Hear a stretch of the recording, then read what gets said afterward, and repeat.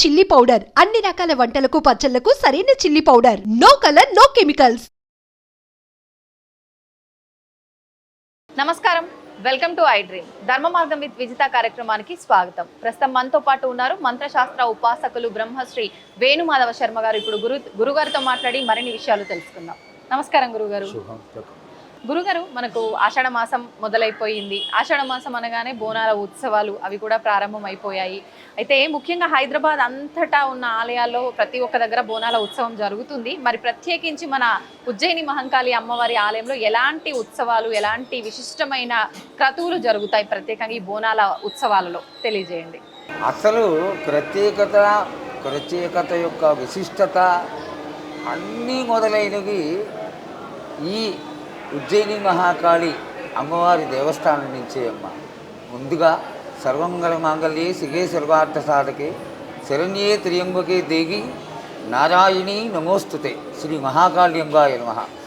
ఈనాడు ఇన్ని లక్షల మంది ఇన్ని గ్రామాల నుంచి మూల నుంచి వచ్చి అమ్మవారికి జాతర చేస్తున్నారు అంటే దీనికి విశిష్టమైనటువంటి కారణం ఉందమ్మా.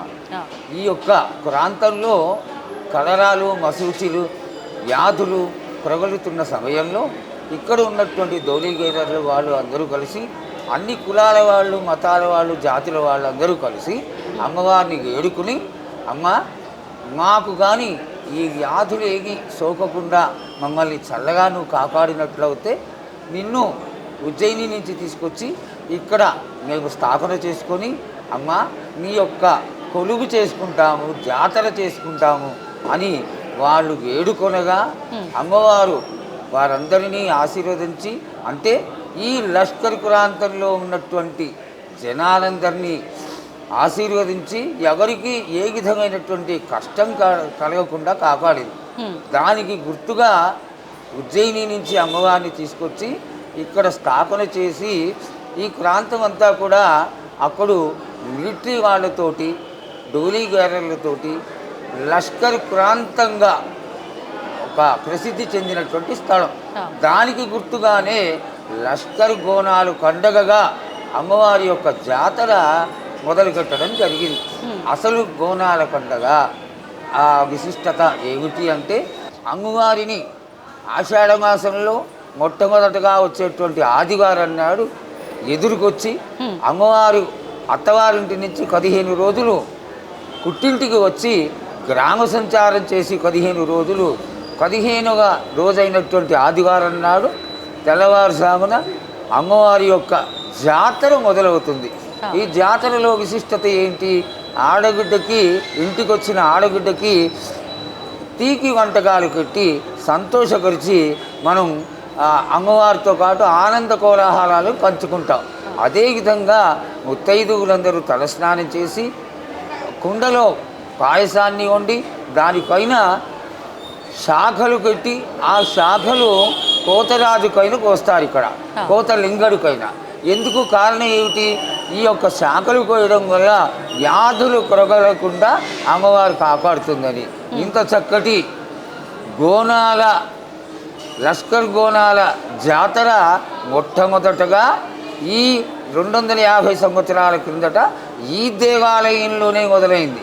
ఈనాడు చుట్టుపక్కల ప్రాంతాల్లో అంతా కూడా జాతర చేస్తున్నారు అంటే కారణం ఏమిటంటే, జనం పెరిగిపోయి ఇంత దూరం రాలేక ఈ యొక్క జాతరని వాళ్ళ ఇళ్ళ దగ్గర వాళ్ళు జరుపుకునేటువంటి ఒక ఆలోచనతో మాత్రమే అక్కడ జరుపుకోవడం జరుగుతోంది. కానీ మొట్టమొదట లష్కర్ గోనాల పండగ ఉజ్జయిని మహాకాళి ఆలయంలో ఈ ప్రాంతంలో ఇక్కడే మొదలైనటువంటి ఈ జాతర. గురుగారు, ఇప్పుడు ఈ బోనాల ఉత్సవం అనేది మనకు అన్ని ఆలయాల్లో జరుగుతుంది, కానీ మనకు ప్రత్యేకించి ఇక్కడ మన ఉజ్జయిని అమ్మవారి ఆలయంలో మనకు నెలంతా కూడా ఒక్కొక్క రోజు ఒక్కొక్క విశేషం ఉంటుంది.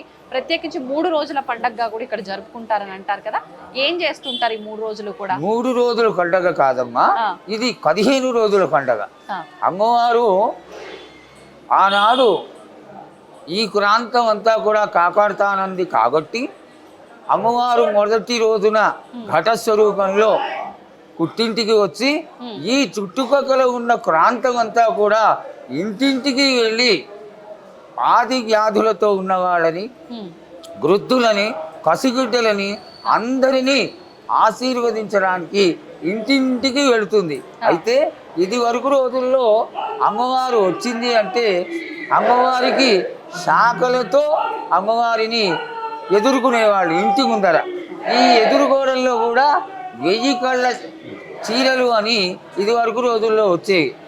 ఆ చీరలు వేసి వాటి మీద ఈ ఘట స్వరూపాన్ని ఎవరైతే శిరస్సుకైన పెట్టుకుంటాడో అతన్ని లోపలికి ఇంటి ముందరికి ఆహ్వానించి అతనికి శాఖతో కాళ్ళు కడిగి ఇతరములైనటువంటి వస్తువులన్నీ అమ్మవారికి బహుమతిగా ఇచ్చి హారతులతో అమ్మవారిని మంగళ స్వరూపిణి అయినటువంటి జగన్మాతను కొనియాడి అందరూ కూడా జగన్మాత ఆడగిడ్డగా మా ఇంటికి వచ్చి మమ్మల్ని కాపాడుతుంది అనేటువంటి ఒక చాలా మంచి భావనతో అమ్మవారిని ఈ యొక్క పూజలతో సంతోషపరచడం అనేది ఇక్కడ జరుగుతున్నటువంటి గొప్ప విశేషం. గురుగారు, ఇప్పుడు బోనం వండుతున్నప్పుడు ఆడవాళ్ళు ఎటువంటి నియమాలు పాటించాలి? ఆ బోనం వండుతున్న ఇంట్లో మగవారైనా సరే కుటుంబ సభ్యులైనా కూడా నియమాలు పాటించాల్సి ఉంటుందా? ఇక్కడ ఒక చాలా గొప్ప విశేషం ఉందమ్మా. అమ్మవారు వస్తోంది అనగానే తెలంగాణ ప్రజలందరూ కూడా మామూలుగా కాదు, ఆ దేవత ఆ మహాకాళి అమ్మవారు ఆడగిడ్డగా మన ఇంటికి వస్తుంది కాబట్టి ఇళ్ళకన్నిటికీ సున్నాలు వేయించుకోవడం, ఇళ్ళన్నీ బాగులు చేయించుకోవడం, కడుక్కోవడం, ఇతరులైనటువంటి శుభ్రాన్ని కలిగింపచేసేటువంటి క్రియలన్నీ చేస్తారు. అలాగే బోనం చేసే రోజున అందరూ కూడా చాలా శుచిగా ఒక ఆడగిడ్డకి ఎంత ప్రేమతో అయితే ఆ మిఠాయిలు, ఇతరులైనటువంటి స్వీట్లు, రకరకాలైనటువంటి పిండి పదార్థాలు, పిండి వంటలు అన్నీ సమర్పించుకుంటారో ఈ 15 రోజులు కూడా కోలాహలంగా తెలంగాణ ప్రాంతం అంతా కూడా పండగ వాతావరణంతో ఉంటుంది. అందరూ కూడా ఈ పండగని ప్రధానమైనటువంటి పండగగా తీసుకొని అందరూ పండగ చేసుకునేటువంటి కోలాహలంలో శుచి శుభ్రతని చాలా విశేషంగా పాటిస్తారు. గురుగారు, బోనాలతో పాటు అమ్మవారికి కళ్యాణము, వడిబియ్యం కార్యక్రమాలు ఇవన్నీ కూడా ఉంటాయి కదండి. దీని వెనకాల ఏదైనా ఆంతర్యం ఉందా, లేదంటే ఒక ఆడపడుచుగా భావించి మనం చేయాల్సిన విధానాలు ఆచరిస్తున్నామా? ఆడగిడ్డగా భావించి చేసేటువంటి క్రియ మాత్రమే ఇదంతా అమ్మా. దీనిలో శాస్త్రపరమైనటువంటి విషయం ఏంటంటే ఇష్టమైతే కళ్యాణాలు చేస్తాం. ఇప్పుడు గల్కంపేటలో చేస్తున్నారు. అయితే మహాకాళీ దేవస్థానంలో ఇంకా విశేషం ఏంటంటే ఒక 50 సంవత్సరాల క్రిందట ఆలయాన్ని పునఃప్రతిష్ఠ చేసినప్పుడు జగద్గురువులు పుష్కగిరి పీఠాధిపతులు శ్రీ శ్రీ శ్రీ విద్యానరసింహభారతి స్వామివారు ఒక ఆర్డర్ వేయడం జరిగింది. మహాకాళి అమ్మవారు ఉంది కాబట్టి ఇక్కడ మహాకాళేశ్వర స్వామిని కూడా ప్రతిష్ఠింప చేసి ఈ యొక్క స్థానంలో విశిష్టతని, గొప్పతనాన్ని పెరుగుతుంది కాబట్టి తప్పకుండా చెయ్యాలి అని చెప్పడం. వారి తదనంతరం అశోక్ అనేటువంటి ఎగ్జిక్యూటివ్ ఆఫీసర్ గారు ఇక్కడ మహాకాళి అమ్మవారిని ప్రతిష్ఠింప చేయడం. అక్కడి నుంచి కూడా ఈ యొక్క మహాకాళి అమ్మవారికి మహాకాళేశ్వరుడితోటి ఇక్కడ శివరాత్రి రోజు కాళరాత్రి సమయంలో కళ్యాణం జరుగుతుంది, చాలా బాగా జరుగుతుంది. అయితే ఈనాడు కొత్తగా మొదలైనటువంటి కళ్యాణాలు వేరు.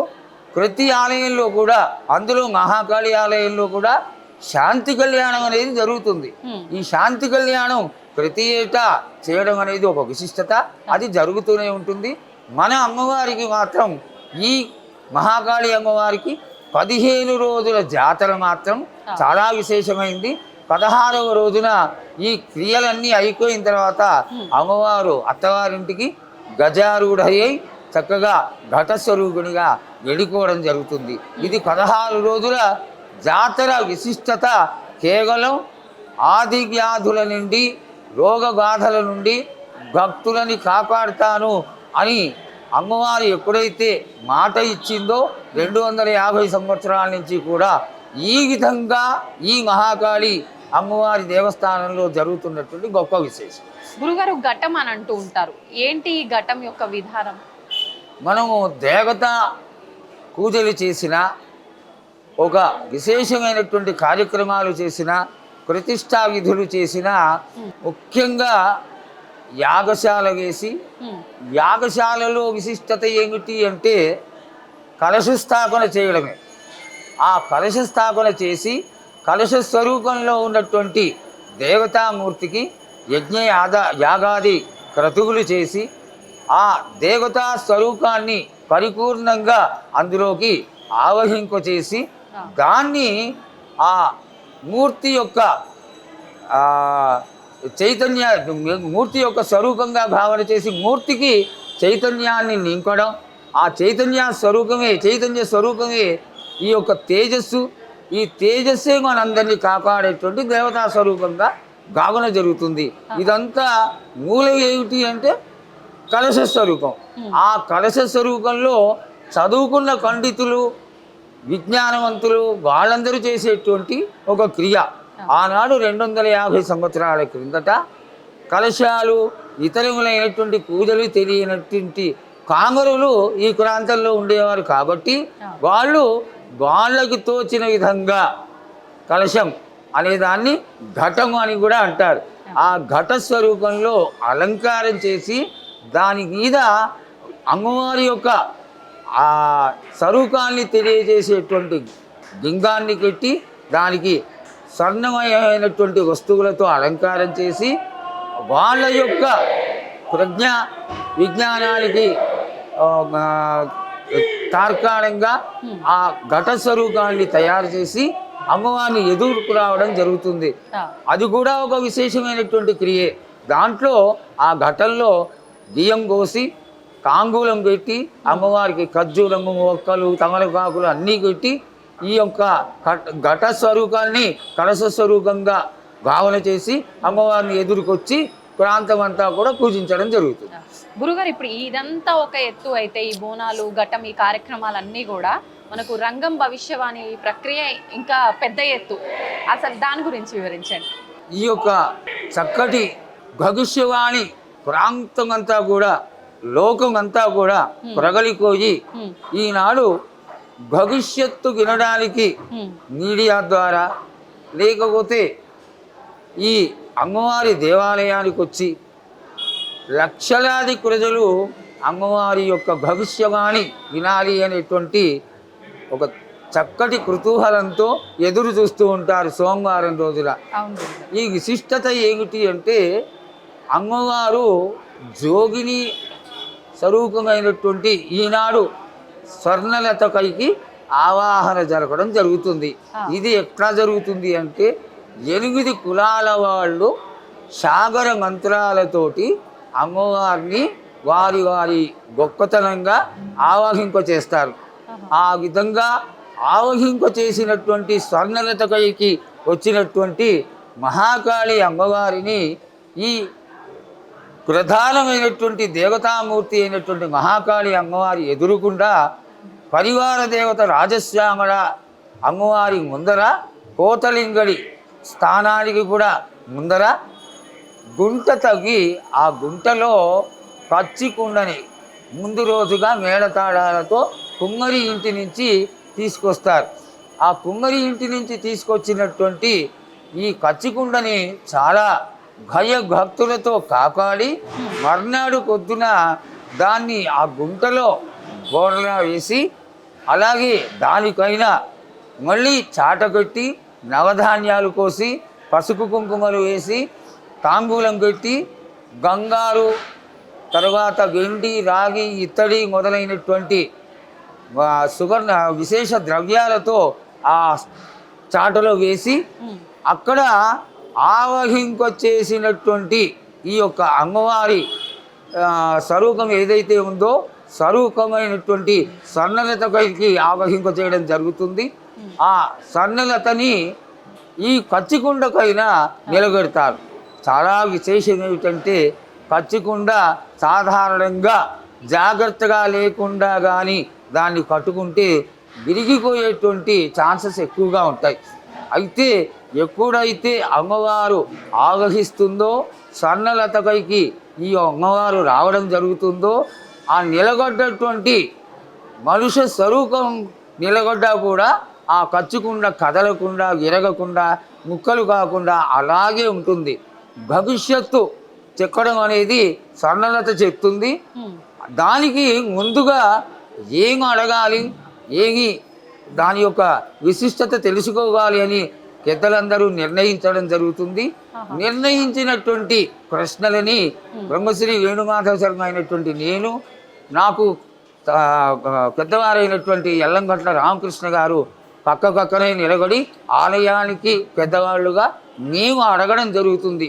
అడిగిన వాటికి చక్కగా అమ్మవారు ఆమెకి చదువు సంధ్య అట్లాంటివి కాకుండా ఏం తెలియనటువంటి అమాయకురాలు ఆ పిల్ల, ఆ ప్రజ్ఞ ఎంత గొప్పగా ఉంటుంది అంటే ఆ అమ్మాయి అమ్మవారు ఆవహించినటువంటి విజ్ఞతని చూపిస్తుంది. అక్కడ ఆ సత్యాన్ని మనం తెలుసుకోవచ్చు. ఎంతో గొప్పగా విశేషంగా అమ్మవారిగా సమాధానం చెప్తుంది. ఆ క్షణం మాత్రం స్వర్ణలత కాదు, ఆవహించినటువంటి మహాకాళి దేవతగా అడిగిన వాటికి అన్నిటికీ సమాధానాలు చెప్పి తర్వాత ఒక 40-45 నిమిషాల తర్వాత మనం కోరినవన్నీ ఆశీర్వదించి అమ్మవారు భవిష్యత్తులో అంటే వచ్చే సంవత్సరంలో వానలు ఎలా పడతాయి, ఎండలు ఎలా ఉంటాయి, పాడిగుంటలు ఎలా ఉంటాయి, మనుష్యులు ఎలా ఉంటారు, అందరూ ఆది వ్యాధులతో సంతోషంగా ఉంటారని తెలియచేస్తూ ఆవిడ వెళ్ళుకోవడం జరుగుతుంది. ఎప్పుడైతే ఏ క్షణమైతే అమ్మవారు తన స్థానం నుంచి వెళ్ళిపోతుందో ఈ కచ్చకుండా కగిలిపోవడం జరుగుతుంది.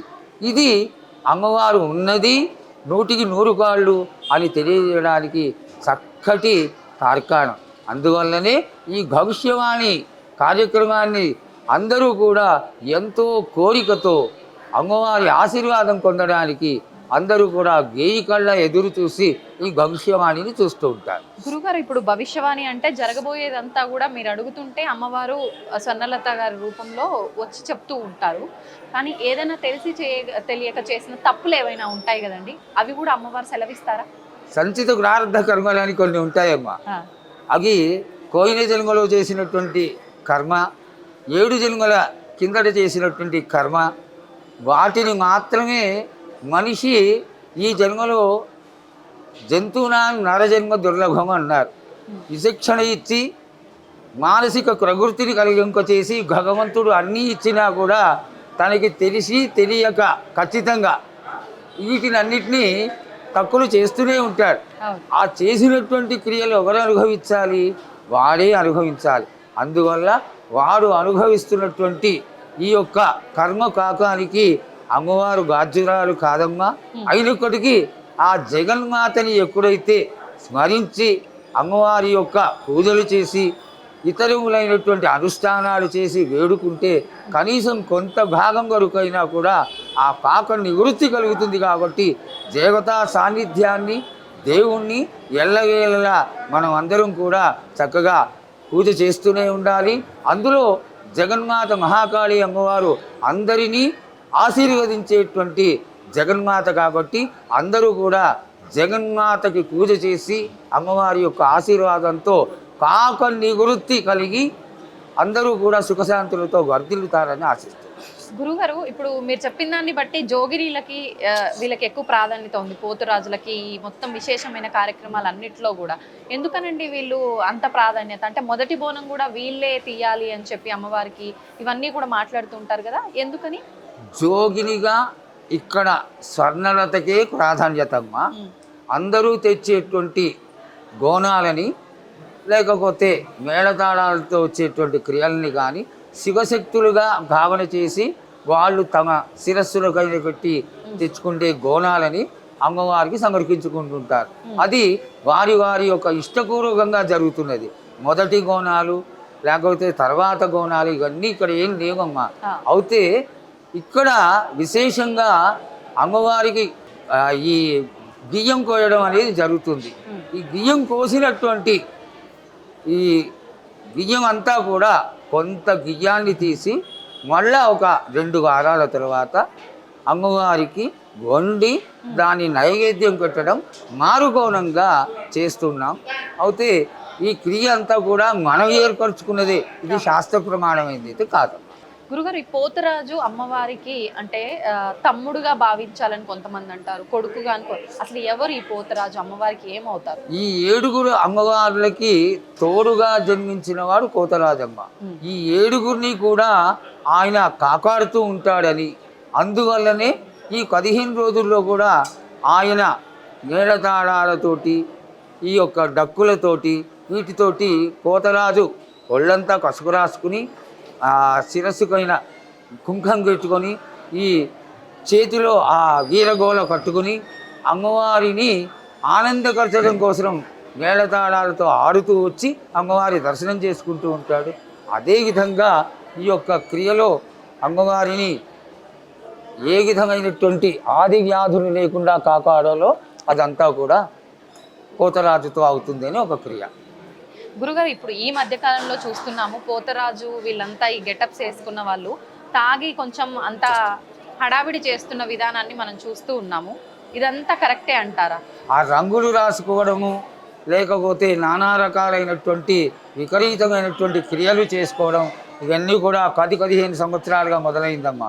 పోతరాజు అంటే వాడికి పటం వేసి పసుపు రాసి ఆ ముఖాన కుంకం పెట్టి వాడిని ఆ పటంలో కూర్చోబెట్టి మళ్ళీ 8 జాతుల వాళ్ళే వాడు కోతరాజు వాడి పైకి ఆవాహన జరిగేట్టుగా ఆ మంత్రాలతో వాడిని పిలవడం జరుగుతుంది.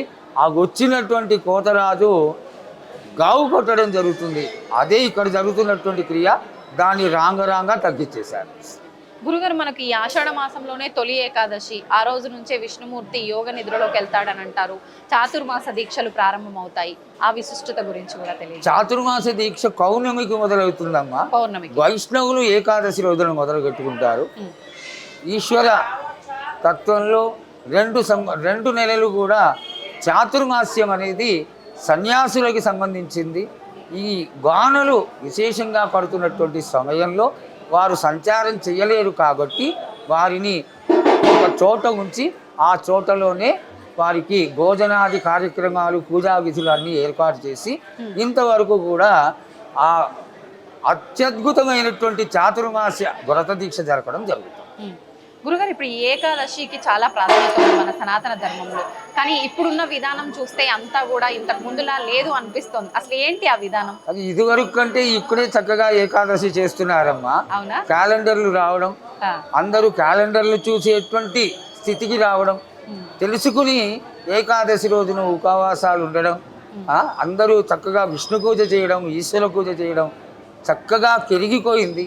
దీన్ని దినదిన కురవర్ధమానమై ఇంకా బాగా హైందవ ధర్మాల్లో ఏకాదశికి ఉన్నటువంటి విశిష్టతను తెలుసుకొని అందరూ పూజలు చేయాలని ఆశపడతారు. గురుగారు, ఇప్పుడు ఈ శివకేశవులు ఇద్దరికి భేదమే లేదు అని అంటారు. ప్రత్యేకించి మనకి చాతుర్మాసంలో శివుణ్ణి విష్ణువుని ఇద్దరిని ఆరాధిస్తే మంచి ఫలితం అంటారు. నిజంగా అసలు ఆరాధించాల్సింది ఇద్దరినా? అవునమ్మా, ఇద్దరిని వైష్ణవులు విష్ణు స్వరూపాన్ని పూజిస్తారు. అట్లాగే శివ సంబంధమైనటువంటి పూజలు చేసేవాళ్ళు ఈశ్వరుడికి నిత్యారాధన చేస్తారు. దీనిలో దోషమేమీ లేదమ్మా. ఎవరు వారి ఇష్టమైన దేవతను పూజ చేసుకోవచ్చు. ధన్యవాదాలు గురుగారు, చాలా మంచి విషయాలు తెలియజేశారు. నమస్తే.